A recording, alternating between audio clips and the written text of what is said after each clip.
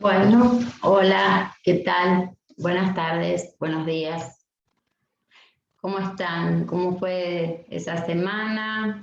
Ese primer encuentro con las clases de pedagogía. Espero que bien.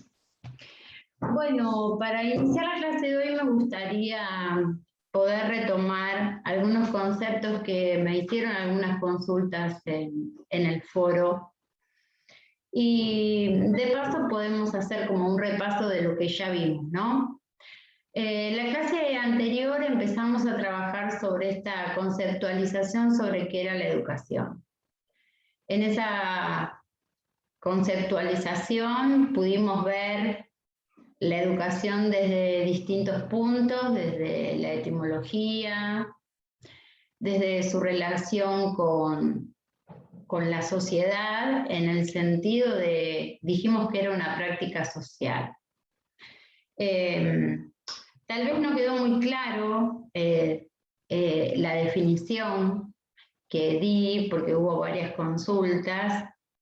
Y cuando hablamos de prácticas sociales, yo les refería a un sociólogo que se llama Bourdieu, y él lo que va a decir es que las prácticas sociales tienen que ver con nuestra intervención en el mundo, ¿no? Y a partir de la intervención en el mundo que hacemos, hay tres nociones que para él son fundamentales.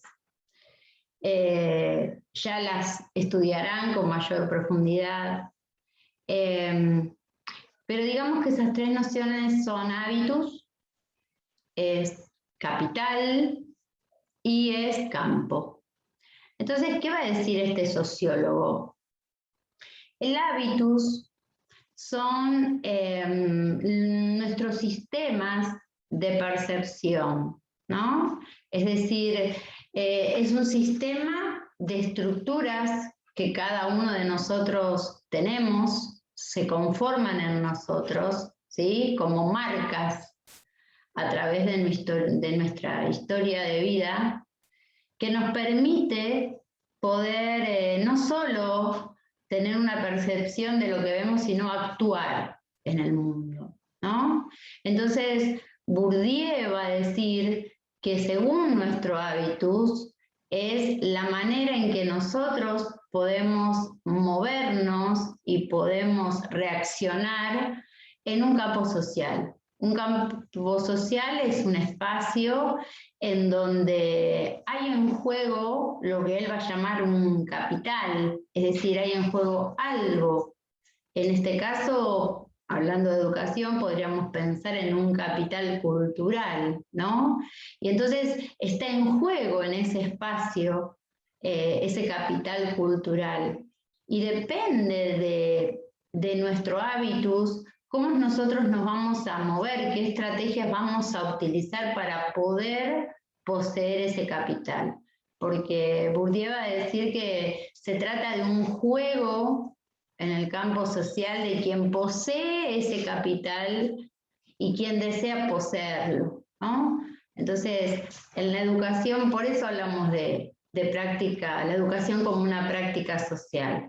Es decir, la educación es ese capital que se pone en juego en todas las sociedades a lo largo de la historia y en donde diferentes agentes, diferentes instituciones van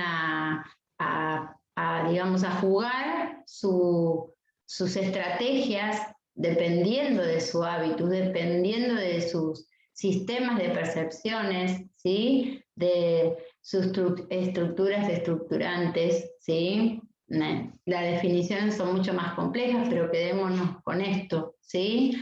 Y por eso se habla de esta práctica social como producción o reproducción de la cultura, ¿no? En eso habíamos quedado la clase pasada, porque al hablar de producción estamos hablando de generar algo nuevo, y ya tiene relación con lo que vamos a ver en la clase de hoy, ¿no? Y también tiene que ver con reproducción de la cultura, con esta imposición ¿no? De determinados valores, de determinadas ideas, que hacen que sea lo que se inculca, lo que se transmite a las nuevas generaciones, diría Durkheim, ¿no? Que también lo han escuchado nombrar en el texto ya trabajado y hoy vamos a retomarlo. Y otro concepto que me parece importante destacar, o sea, remarcar, que tiene que ver con el poder, que también me plantearon en el foro que no había quedado como muy en claro, ¿no? Es decir, la educación es poder, pero no tiene que ver con ese poder desde el macropoder, diría Gibbs en su texto, ¿no? Sino que es un micropoder, es ese poder cotidiano que nos atraviesa día a día, ¿no? Y que tiene que ver con esta posibilidad que tiene la educación de intervenir en cada uno de los sujetos y influir en nuestra manera de pensar, en nuestra manera de actuar, a través de la inculcación de determinadas ideas, de determinadas normas, de determinados valores, ¿no? Es decir, es un poder que circula constantemente, no solamente en la escuela, ¿no?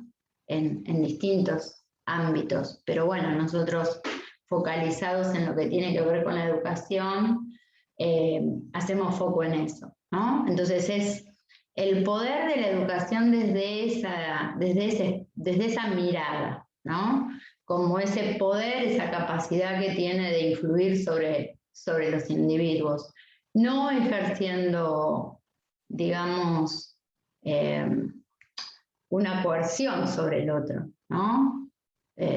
Sino es a través podríamos decir, de una manipulación que hacemos sobre los otros, ¿no? Cuando nosotros nos paramos frente a un aula y damos determinados contenidos de determinada manera, estamos tratando de influenciar al otro a partir de ese posicionamiento que nosotros tenemos, y ese es el poder de la educación.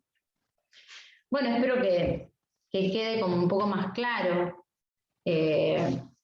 con respecto a lo trabajado en la clase anterior, y esto nos lleva a la clase del día de hoy. La clase del día de hoy, como ustedes habrán visto en la presentación, tiene que ver con esto, ¿no? Tiene que ver con el sujeto, con la sociedad, con el poder de influir, con dar la posibilidad al otro de que surja, de que se inserte, ¿no? en el nuevo mundo que va a ser para él el mundo de la educación, ¿no?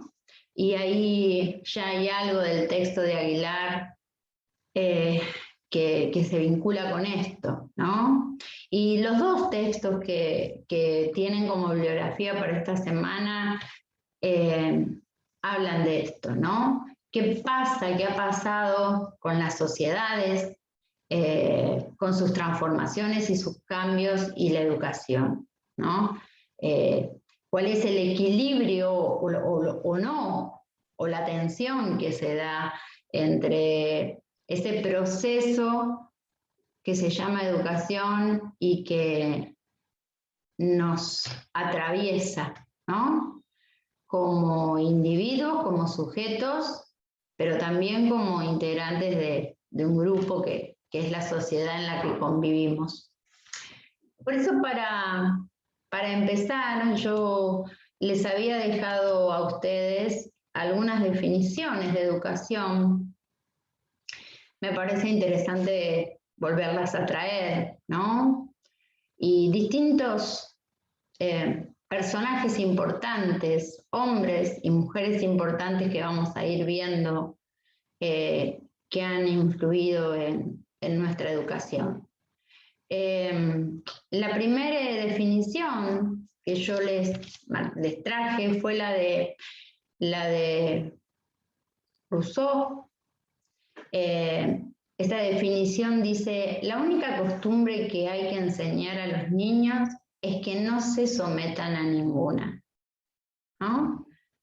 Esta mirada de la educación que tiene que ver con el despertar individual, ¿no? El despertar de cada sujeto. Por eso me pareció importante para traerla, ¿no?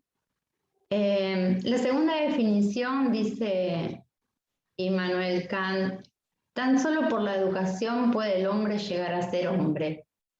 El hombre no es más que lo que la educación hace de él. Esa necesidad de conformar al adulto, ¿no? A ese adulto que va a ser parte de una sociedad y para el cual el único camino posible es la educación. Después les presenté una definición más actual, ¿no? De alguien más contemporáneo. Y dice: la educación no cambia el mundo, cambia las personas que van a cambiar el mundo. Es decir, estamos hablando de una idea de educación que no tiene que ver con reproducir, ¿no? Claramente el verbo cambiar me habla de producir algo nuevo, ¿no? Algo diferente. Y la última definición que pertenece, ¿se acuerdan que yo les dije que ordenen cronológicamente estas definiciones? Bueno, Durkheim pertenece a un tiempo anterior, obviamente, que Freire. Seguramente si estuvieron investigando en su orden cronológico lo habrán colocado de esa manera. Y Durkheim dice que la educación es la acción ejercida por las generaciones adultas sobre las que todavía no están maduras para la vida social, ¿no? Y entonces acá aparece en esa definición, esa necesidad de conformar un sujeto que pueda formar parte de una sociedad. Y de eso se va a tratar parte de la historia de nuestra educación, ¿no? Es decir, si vamos a nuestra historia argentina, a partir de la conformación del Estado Nacional, se genera nuestro sistema de educación y su priorización es homogeneizar, es decir, conformar una sociedad donde todos tengan los mismos valores, donde todos se rijan por las mismas normas, ¿no? Donde todos legitimen ese Estado que se estaba formando y que se estaba afianzando, ¿no? Como para traerles un ejemplo propio, digamos.